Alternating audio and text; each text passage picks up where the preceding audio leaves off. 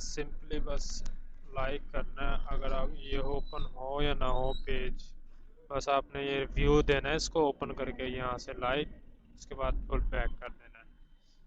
और इधर से ही जैसे ये लाइक हो रहा है ना, इधर से लाइक नहीं करना, आपने इधर से एक व्यू लाजमी देना इधर जाके, यहाँ से ये देख लें, और उसके बाद सिंपली बस ये व्यू देना है इसको,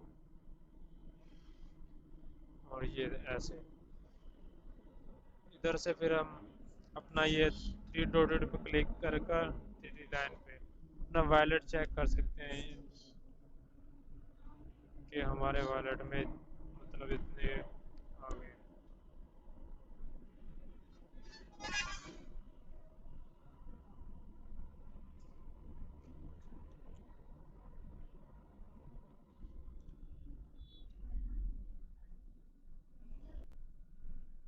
ये देखें अभी हमने जो लाइक किए ना पोस्ट उनके मतलब शो हो रहे हैं हमारे।